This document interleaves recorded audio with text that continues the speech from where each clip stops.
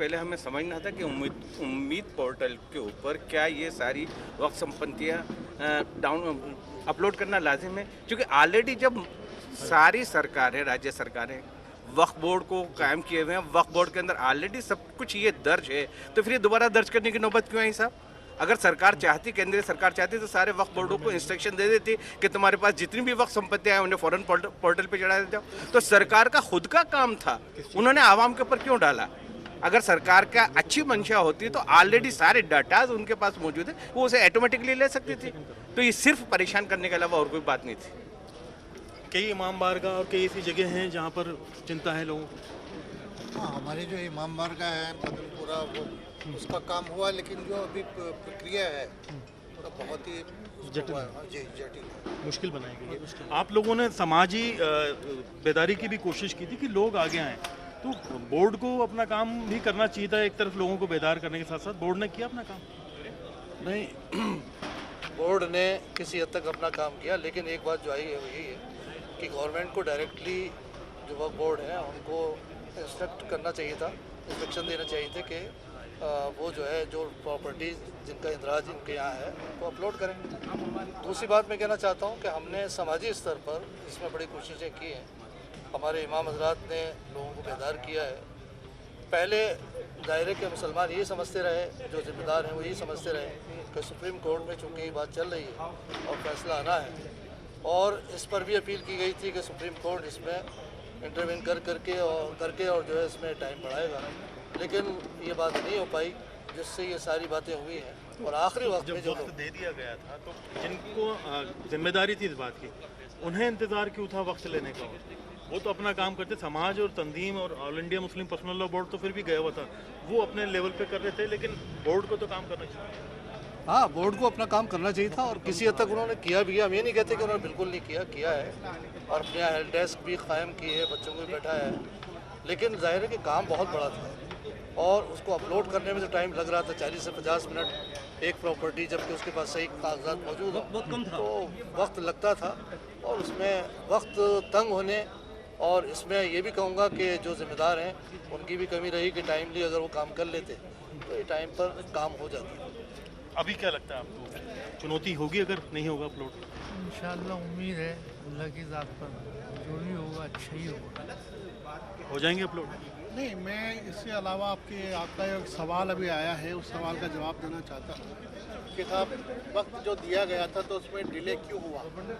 वो डिले होने की वजह ये है कि ऑलरेडी बामसी पोर्टल में जो इन्होंने अपलोड किया था, तो कहीं ना कहीं हम लोग ये सोच रहे थे और हमें ये उम्मीद थी कि बामसी पोर्टल पे ऑलरेडी सब अपडेशन मौजूद है, और वो जो अपडेशन हुआ था वो अपडेशन जो है वो गवर्नमेंट की ही प्रोसेस में रहा है। तो जब बामसी पोर्टल पे ऑलरेडी अपडेशन मौजूद था तो ठीक है, उसका वहाँ से भी उसको कन्वर्ट कर सकते थे, लेकिन उसके बावजूद इन्होंने उस अपडेशन को बिल्कुल खारिज कर दिया, उसका कोई यूज़ नहीं कर रहे।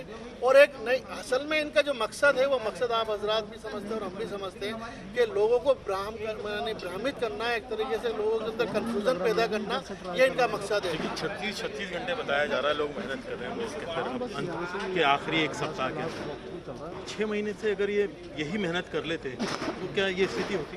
नहीं, वो तो ठीक है आपका कहना, लेकिन ठीक है, हम भी गवर्नमेंट से ये उम्मीद कर रहे थे कि गवर्नमेंट अपने फैसले पर एक बार रिव्यू करेगी और रिव्यू करके देखेगी कि वो जो आवाम से जो डिमांड कर रही है उस डिमांड में गवर्नमेंट को ही पता है कि उसमें कहाँ तक आवाम जो है वो उनका सपोर्ट कर सकती है। दूसरी बात मैं ये कहना चाहता हूँ आपसे कि अभी जो इन्होंने, जैसे कि मैंने आपसे कहा कि सिर्फ कन्फ्यूज़न क्रिएट करते हैं, वो एक मिसाल और मैं आपको देना चाहता हूँ, वो ये कि जो अभी इन्होंने 3 महीने का जो वक्त का एक ऐलान किया है, गलत बात है, कहीं नहीं किया। नहीं, अभी जो मैं वही तो कह रहा हूँ ना, एक तरीके से पूरे सोशल मीडिया पे स्पष्टीकरण जारी किया उन्होंने साफ कहा है कि 3 महीने का ट्रिब्यूनल में जा सकते हैं, तो पहले भी जा सकते, तो वो तो पहले भी सुप्रीम कोर्ट का ऑर्डर है ना, फिर ये सब सारा का सारा क्रेडिट ये उन्होंने नहीं किया, हमारे आप लोगों ने गलत तरीके से किया। नहीं, मंत्री ये क्या लगता है जिस तरह से मीडिया पे बराबर जा रहा है, ये नहीं, मीडिया नहीं दिखा रहा, ये आप लोग ही शेयर कर रहे हैं, मैंने तो खंडन भी किया क्रेडिट दिया जा रहा है। किस तरह से आप देखते हैं कि ये जो हुआ पूरा घटनाक्रम 6 महीने का, तो इस पे लोग बता रहे हैं कि 19,000 जायदादें वक्फ को पूरी तरह से सोया रहा, आखिर वक्त के अंदर आनन फानन में चीज़ों को बचाने की बात की जाए। देखिए, ये तो हुआ है कि आखिर में जाकर के लोगों ने बहुत तेज़ी के साथ इसको करवाना शुरू किया है।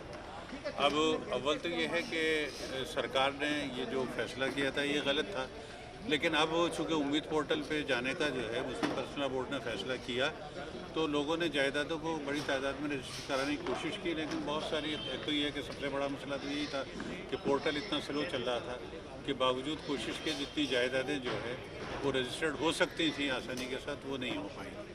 दूसरा ये है कि हमारे जो माननीय अल्पसंख्यक मामलात के मंत्री हैं, उन्होंने बड़ा ये कहिए कि मुबहम किस्म का जो है बयान दे दिया, और उन्होंने तासुर तो इस अंदाज का देने की कोशिश की कि जैसे उन्होंने टाइम बढ़ा दिया, लेकिन हकीकत ये है कि उनके जो गफलत है वो जो है बेवकूफ़ बनाने के अलावा कुछ नहीं है, आवाम को गुमराह करने के अलावा कुछ नहीं है। बड़ी जायदादें हैं, सूफियाना प्रदेश बताया जाता है, राजस्थान बुजुर्गों की जगह बताई जाती है, क्या रही है यहाँ की तारीख? अब इस राजस्थान की तारीख देखिए हमारे सामने है।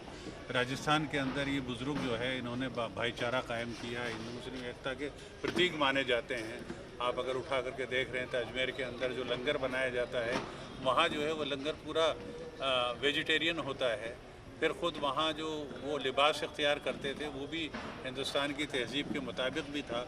अब क्या अपील करेंगे सर? अब अपील ये करेंगे हम कि कोशिश हम ये कर रहे हैं कि ट्रिब्यूनल में जाकर के इसकी तारीख को एक्सटेंड करवा दें। लेकिन सरकार खुद अपने स्तर पर संवेदनशीलता या सहानुभूति दिखाए थोड़ी। नहीं, सरदार अगर कर देती है तो बहुत अच्छी बात है, करना चाहिए उसे। इंसाफ के तकाजे ये हैं कि उसे करना चाहिए, क्योंकि ये जो लापरवाही हुई है उसके पोर्टल की वजह से हुई है, तो सरकार को करना चाहिए। कहीं लापरवाही हुई आपको लगता है कि कुछ? हाँ, बिल्कुल लापरवाही हुई है, क्योंकि जिस तरीके से एक बहुत कम टाइम पीरियड दिया गया है इसको दर्ज कराने में, तो और उसके अलावा भी बहुत सारी चीज़ें क्लियर नहीं थी लोगों के बीच में।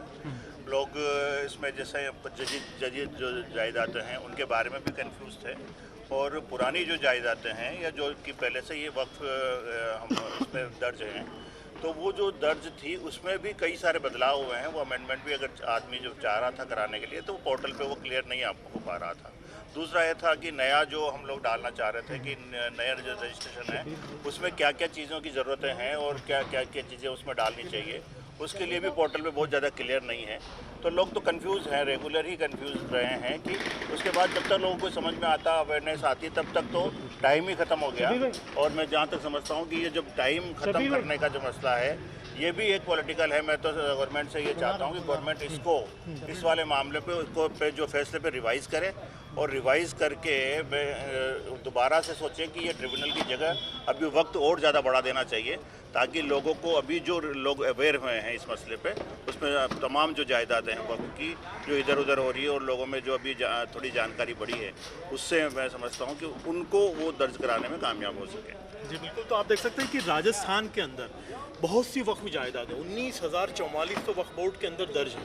वक्फ बोर्ड को 6 महीने का वक्त मिला था, लापरवाही रही, तंजीम ने भी कोशिश की और गफलत रही एक बयान के बाद में। लेकिन अब बड़ा प्रश्न ये है कि 6 दिसंबर रात को 12 बजे तक का समय दिया गया। इस समय तक कितनी वक्फ जायदादें अपलोड हो पाती हैं? राजस्थान के अंदर मौजूद दरगाहों, मस्जिदों, कब्रिस्तानों, इमाम बारगाहों का भविष्य क्या रहता है, ये इसके बाद तय होगा। फिलहाल तंजीमें सरकार से थोड़ी संवेदनशीलता बरतते हुए मामले में नरमी करने की और वक्त बढ़ाने की मांग करें, ताकि लोगों को वक्त मिल सके और जो डाटा है सही तरीके से उम्मीद पोर्टल पर अपलोड हो सके। देखना ये होगा कि आगे क्या होगा। कैमरा पर्सन मनीष के साथ में अरबाज अहमद, न्यूज़ 18 के लिए जयपुर से।